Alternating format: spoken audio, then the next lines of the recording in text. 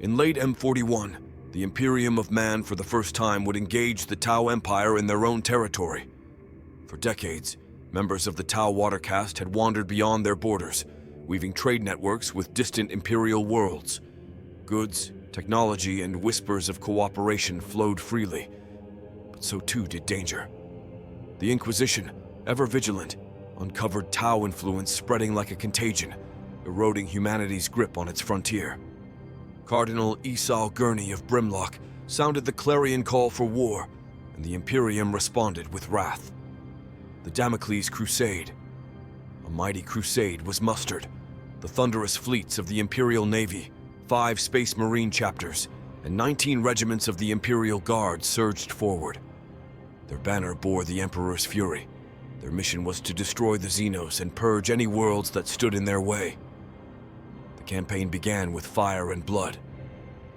The crusade swept through rebellious human colonies near the Damocles Gulf, purging collaborators and reasserting Imperial rule. The first true engagement with the Tau came in the Hydas system, where Imperial forces faced an alien foe unlike any they had encountered. The Tau's sleek warships wielded devastating torpedo salvos, surprising the seasoned admirals of the Imperial Navy. Yet sheer human resolve and the hammering might of a Space Marine strike cruiser shattered the Tau flotilla. On the surface of Sile-Kel, the Scythes of the Emperor led the charge against the Tau's disciplined firecast warriors and their agile hammerhead grav tanks. The cost was staggering, but the Imperium's might prevailed, and the Tau population was eradicated. Imperial forces pushed onward, reducing the ice world of Vissel to steaming ruin, its polar caps melting under the relentless barrage of orbital strikes. The Crusade's greatest challenge awaited across the Damocles Gulf. After a grueling 5-month journey, the fleet arrived at the Tau-sept world of Dal'Eth, a gleaming jewel of alien advancement. Expecting a quick victory, the Imperium underestimated the strength of the Tau defenses. Orbital stations, a formidable fleet, and the unexpected arrival of Kroot war spheres battered the crusade. Though Admiral Jalak's flagship, the Blade of Woe, secured victory by annihilating the Kroot forces, the cost was dire. 4 capital ships and numerous escorts were lost. When the Imperium's boots touched the ground of Dal'Eth, they initially surged forward. Titans, armored columns, and Space Marines led a triumphant march on Tau strongholds, using the aliens' own highways against them. But the world itself became their enemy. Rugged hills and shadowy forests shielded Tau forces who struck with precision and devastating missile fire.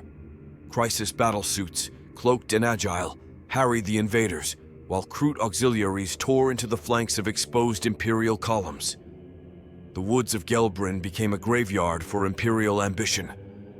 Titans fell to missile strikes from towering Manta gunships, and the bold wedges of the Imperial advance broke apart. Even the mightiest warriors of the Imperium, the Ultramarines, Iron Hands, and Scythes of the Emperor, were forced to fight a grueling defensive battle against an unrelenting foe. With the campaign faltering, General Wendell Gage devised a desperate gamble. Titans and Brimlock regiments struck the Tau flank, forcing their forces toward the sea, while Imperial Navy fighters bombarded Tau airfields. The maneuver broke the stalemate, but victory remained elusive. Though the Imperium captured a critical starport, the Tau, ever resourceful, withdrew before a killing blow could be struck. Realizing the Crusade lacked the resources to conquer Dal'Eth, General Gage began a strategic withdrawal, defying calls for exterminatus from his peers. The Inquisition and the Space Marines reluctantly agreed to parley with the Tau. The water-caste diplomats, seizing the moment, negotiated a truce. The Imperium's forces withdrew, not out of mercy, but to face a far greater threat. The shadow of High Fleet Behemoth loomed on the horizon.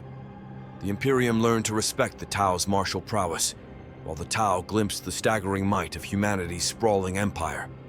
2 centuries later, Commander Farsight, student of the legendary Puritide, uncovered a chilling revelation.